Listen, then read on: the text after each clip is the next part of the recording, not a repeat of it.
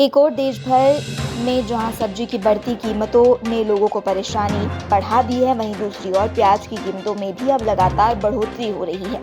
खंडवा में एक सप्ताह में 5 से 10 रुपए तक किलो बिकने वाले प्याज अब 40 से 50 रुपए किलो के पास पहुंच गए हैं।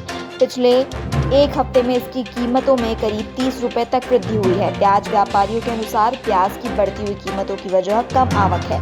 वहीं किसानों का कहना है कि करीब 3 सालों से प्याज के भाव 2 रुपए से 5 रुपए मिलने के कारण किसानों ने प्याज फसल लगाना छोड़ दिया है। इसीलिए प्याज की आवक कम हो गई है। बारिश के मौसम आते ही सब्जियों के भाव भी आसमान पर हैं।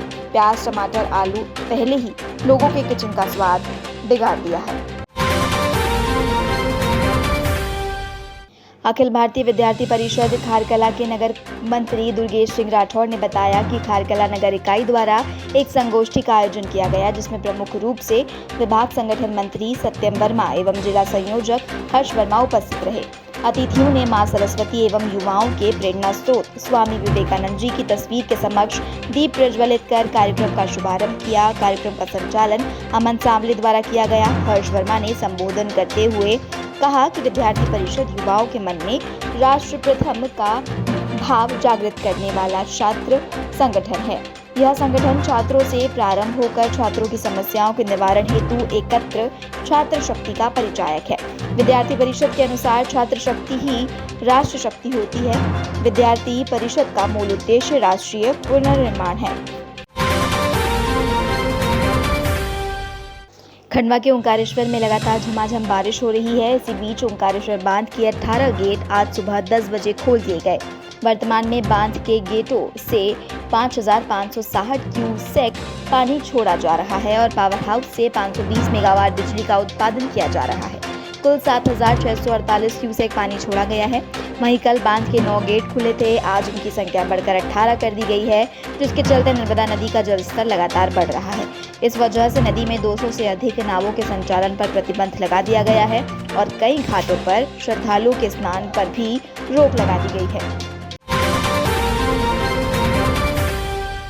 Madhya Pradesh power generating company के प्रबंधन ने श्री सिंगाजी ताप विद्युत परियोजना दोंगलिया खंडवा में मटेरियल सप्लाई में हुई गड़बड़ी को गंभीर मानते हुए एक कार्यपालन अभियंता, 2 सहायक अभियंता व एक सुरक्षा कर्मचारी को निलंबित कर दिया है। पिछले दिनों पावर जनरेटिंग कंपनी के संज्ञान में आया था कि श्री सिंगाजी ताप विद्युत परियोजना में की गई मटेरियल सप्लाई के बॉक्स में स्क्रैप मिला था।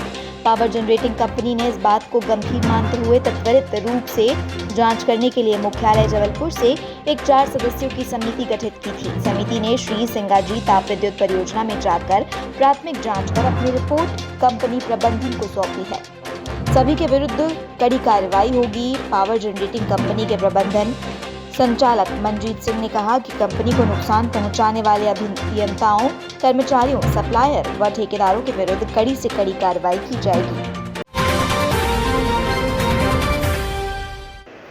लायंस क्लब खंडवा ओजस एवं संत M.K. गांधी स्कूल के संयुक्त तत्वाधान में देश की सेवा करने वाले पूर्व जवान को शाला के अतिथि के रूप में आमंत्रित कर सावन के माह का महत्व देखते हुए बेलपत्र के पौधे से सम्मानित किया गया। एक्स सर्विसमैन अतिथियों ने देश के प्रति किए गए सेवा कार्यों के अनुभव साझा किए। ओजस अध्यक्ष लायन प्रेरणा दुबे ने हरियाली अमावस्या का महत्व बताते हुए कहा कि ऐसा माना जाता है कि हरियाली अमावस्या पर बेलपत्र का पौधा लगाने से इसकी पवित्र उपस्थिति भगवान शिव के दिव्य आशीर्वाद का आह्वान करती है। साथ ही इससे जीवन में सफलता, धन और खुशी का आगमन होता है। डॉक्टर इंद्रदीप कौर ने बच्चों को स्वयं से प्रेम करने की थेरेपी बताई और कहा कि आप जब स्वयं से प्रेम कर पाएंगे तभी आप औरों से प्रेम कर पाएंगे।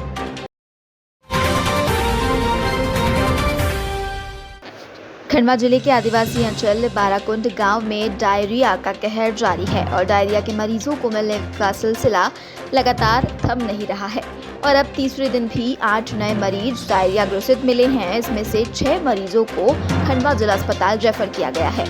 वहीं CMHO डॉक्टर OP जुगतावत स्वास्थ्य विभाग की 10 सदस्यीय टीम गठित कर प्रभावित गांव बाराकुंड पहुंचे। यहां उन्होंने ग्रामीणों से स्वास्थ्य की जानकारी ली। वहीं रोशनी प्राथमिक स्वास्थ्य केंद्र में मरीजों के प्रति लापरवाही को देखकर संबंधित अधिकारियों को जमकर फटकार भी लगाई। आदिवासी अंचल के ग्राम बाराकुंड में सोमवार को डायरिया का कहर फैला था। यहाँ पहले दिन उल्टी दस्त से एक युवक की मौत हो गई थी। वहीं 27 मरीज डायरिया के मिले थे, जिसमें से 5 को खंडवा रेफर किया गया था। दूसरे दिन भी यहाँ 7 नए मरीज मिले, जिसमें से 5 रेफर हुए थे।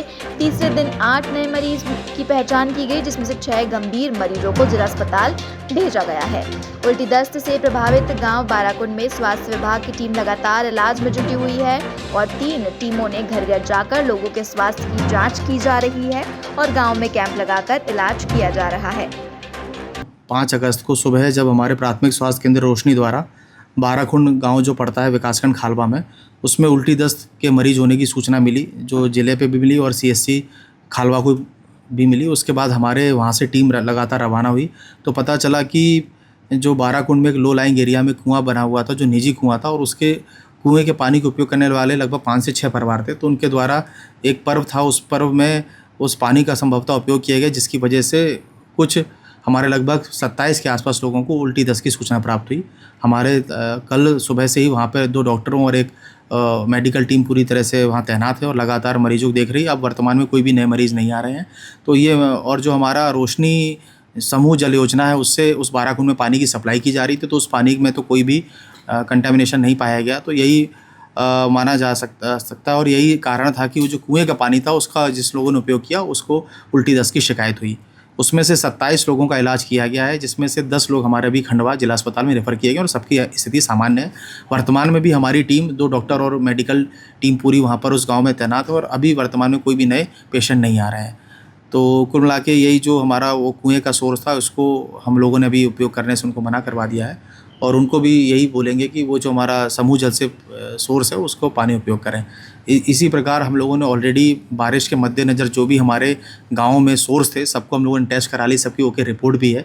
फिर से हम लोग दिखवा देंगे कि कोई निजी कुएँ, जैसा कि इस बाराकुंड वाले केस में आया, तो उनको भी कोई अगर कोई दूषित हैं या अभी चूँकि बारिश का पानी बढ़ता है तो उसमें कुछ कंटेमिनेशन आता है, उसको उपयोग ना करें।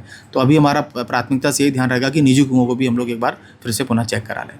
बांधों की क्या स्थिति है सर? आपको जैसे पता होगा कि कल सुबह इंदिरा सागर प्रोजेक्ट से कल एक एडवाइजरी जारी हुई थी। इसमें आज दोपहर 3 बजे के आसपास गेट खोलने की संभावना बताई गई थी, परंतु रात से जो उनको पानी मिलता है पीछे, उसमें ट्रेंड में डिक्लाइनिंग ट्रेंड है, जिसकी वजह से और लोकल का पानी भी नहीं आ रहा है। तो अभी फ़िलहाल ये माना जा सकता है कि अभी उसको थोड़ा सा होल्ड करेंगे और अगर बारिश नहीं होती और पीछे से पानी कम हो गया तो उसका जो ऑपरेशन है गेट ओपनिंग का, वो उसको और डिले